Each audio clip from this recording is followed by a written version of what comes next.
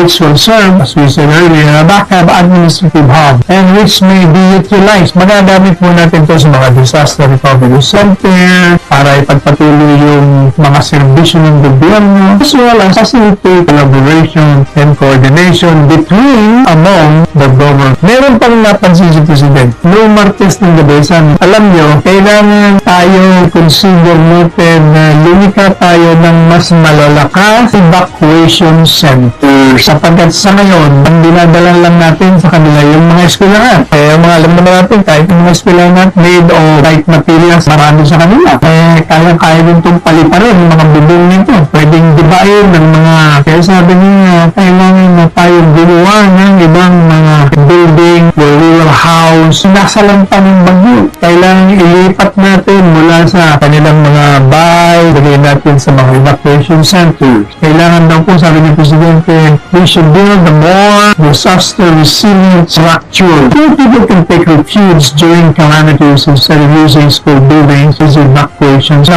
sabi ni Presidente Duterte, yung ating gobyerno at ang mga units nito, lalo-lalo na yung nakaharap dyan sa Dagat Pasifiko or Pacifico na gamit to na kailangan talaga mas malakas. Open ka sa dagat. So, pag nagkaroon ng buhos bagyo at yung malakas na mga hangin, talagang tatamaan. Kaya kailangan gumawa tayo ng malalakas na building para pwedeng dali natin ng mga tao doon. Merong mga maliliit na mga kwarto roon. Merong pang mga kubeta roon, comfort room, habang dumaraan, lamidad. Mananatili muna sila roon. At sana, sabi ni Presidente, naasahan ko na ang Kongreso ay matugunan ang ganitong sitwasyon.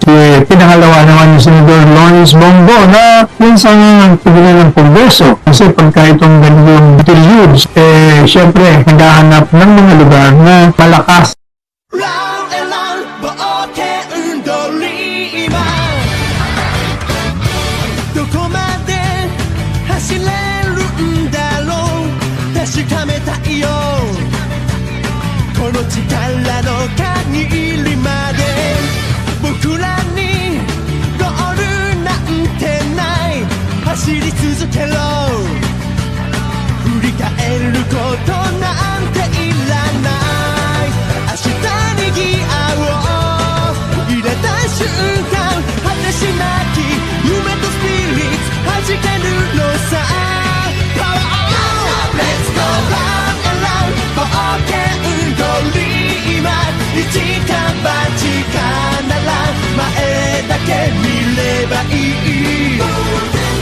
On the road, and believe it,